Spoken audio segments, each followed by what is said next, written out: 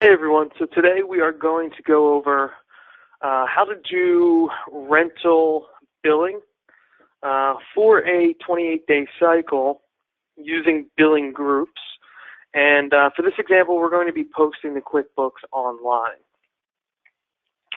So in the previous video, we talked about how to set up a rental transaction in the service program.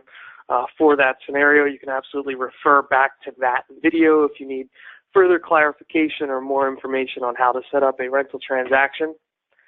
This video is solely going to be focused on the billing aspect. So as you can see, I'm on the items currently rented screen, and I have a transaction already entered, and we have our billing start date as May 1st here. So let's assume that today is May 1st. We bill in advance on a 28-day cycle. We now need to get an invoice out to this John Doe customer. So the first thing that we need to do is click Rental Info and then select Billing from the sub-menu. And then we're going to navigate to Run Billing. That'll bring us to this screen here. Now, if this is your first time ever running billing in the service program, your days in billing cycle may be set to 0, but we do absolutely want to adjust that. We're going to get back to that in a moment, but the first thing that we need to do is enter our billing end date. So if we bill on a 28-day cycle and our billing start date is May 1st, our billing end date needs to be May 28th. The reason for that is the billing start date should occur every 4 weeks from whatever the original billing start date was. So the billing start date was May 1st on this transaction, which means that once we bill them again, the next start of their billing cycle would of course be the 29th. So the best way to think about this is to look at the calendar, look 4 weeks ahead. That would be the date that the billing start date needs to be for the next cycle. So the end date would be the day previous. So we're going to go ahead and select May 28th. The next thing that we need to do is select the correct billing group. And in the previous video, I dug a little bit deeper and explained the importance of billing groups. And I know for this transaction that we have this John Doe customer in billing group 1. So we'll go ahead and select billing group 1 there. Days in billing cycle, we do need to adjust to 28 because you guys are on a 28-day cycle. Now when I input 28, the system will ask me if I would like to make this the default for future use. We are going to click yes.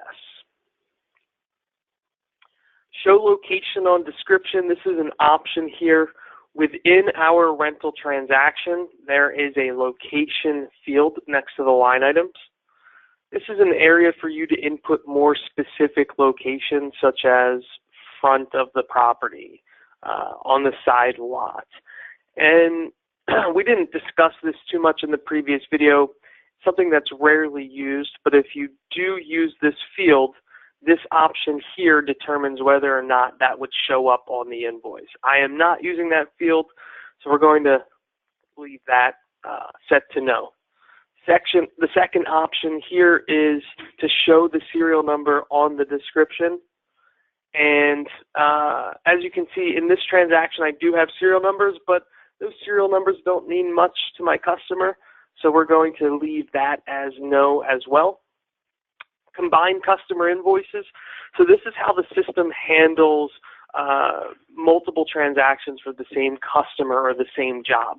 Does it combine all of those charges onto one invoice? Well, I can tell you that if you bill on a 28-day cycle in advance, you probably don't want to combine. And the reason for that is because all of the transactions will most likely be on their own cycle if you have multiple transactions. So in that scenario, we'll flip it to no. The nice thing is whenever we change a setting here, we can then select yes to have the system remember whatever we've set here so that we don't have to flip these on and off each time we run billing. The last option here is to add the billing increment to the description. Now, our billing increment is set to monthly. That is actually going to be unnecessary. And the reason for that is because the billing start date and the billing end date will appear on the invoice next to the line item. So when we generate our billing here, we should see a May 1st through May 28th date range. If you want to go a step further and show that, hey, it's monthly, you can absolutely flip this setting to yes, but not necessary because the dates are already going to be populated. So at this point, all we need to do is click Generate Pre-Billing. The system's going to say, would you like to create the rental billing transactions? We are going to select yes, and it will tell us that our pre-billing was successful. Now, if you charge a fuel surcharge and that was included on the line item, you could absolutely have the system calculate based on a percentage what that fuel surcharge would be. We do not have that on this transaction, so I don't have to worry about this box, nor do I charge per service. So included in my rental are the services, so we don't need to use the second box here that would basically use the route schedule to determine how many services would take place within a 28-day period. Not going to spend too much time explaining this. If you're watching this video, you probably do not operate that way. So after we click the Generate Pre-Billing button, the next thing that we can do is click our View Pre-Billing button. And right in our rental billing transactions batch, I should see the information for John Doe. It also looks like I had a previous transaction here for a return for China Delight, which I don't want to bill at this time. So this is actually a good example of why it's important to review what's in your billing batch before you post it over into QuickBooks. And in another video, we're going to talk about how to handle returns. And whenever you return or pick up a unit, the system will ask you whether or not you'd like to invoice that unit. And if you select yes, it will create a transaction and send it over to this batch. From that point, you can absolutely bill it to QuickBooks, or you can wait until the next time you generate your billing and it would be included. So that's why we're seeing this China Light transaction here. Again, I don't want to bill for it, but it's as simple as highlighting it to the left and clicking delete. So if you see anything on this screen that is incorrect or not valid, it's important to remove the transactions from this screen to fix the invoice or the rental transaction in the service program and then regenerate your billing. I can't stress that enough. There's no way to batch edit invoices once they get over to QuickBooks. So it's going to be much easier to fix things here in the service program than to have to go one by one and fix things in QuickBooks. Now, for this example, I only have one transaction that I'm sending over. But it's possible that, if you're a larger company, that you could have, 50, 100, 100, 200 transactions in the same billing group, and we would be generating an invoice for all of those customers. To delete this, let's just say that there's something not accurate here.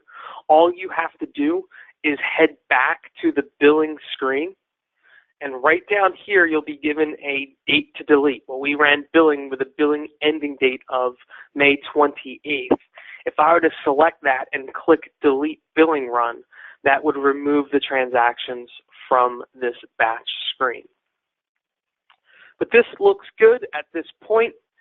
So I think we're in a good spot here to get this billed. As you can see, I have my rate set to $100.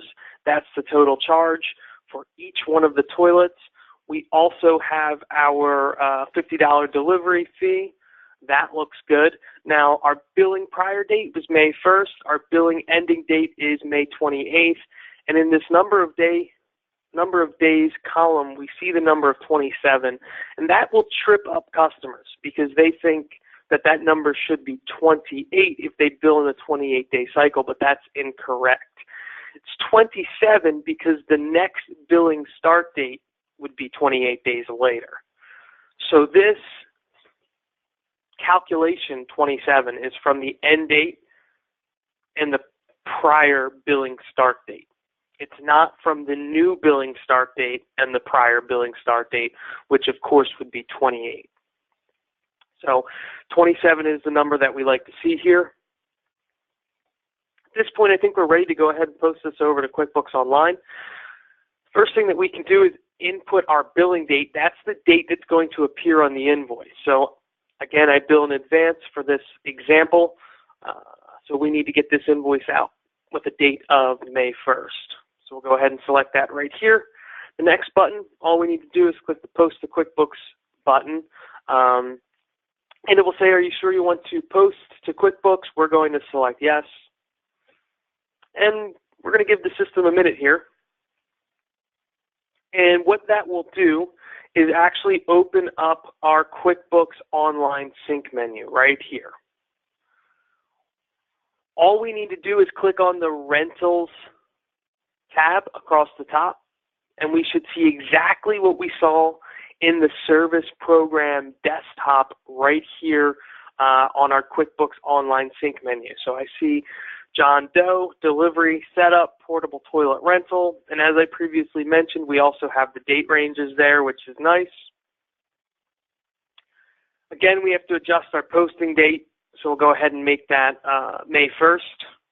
And to get this over to QuickBooks now, all we need to do is click the Post to QuickBooks button. And you'll see the transactions are no longer there, so that means that they did make it over to our QuickBooks Online company file. Now the last step, and this is very important if you're a rental company, is to actually head back to the service program. And this may seem redundant, but it's the only way that we can get the system to do what it needs to do. We have to click the Post to QuickBooks button again. We'll select yes again on this prompt. When we do that, that clears the batch from the service program. Now that's super important because when it clears the batch, it also updates the rental start date in that transaction, or the billing start date in that transaction. So if I open up transaction number 9, invoice number 9 here, and I look at my billing start date, it is no longer May the 1st. It is now May 29th, which is what we want because that's the start of the next cycle.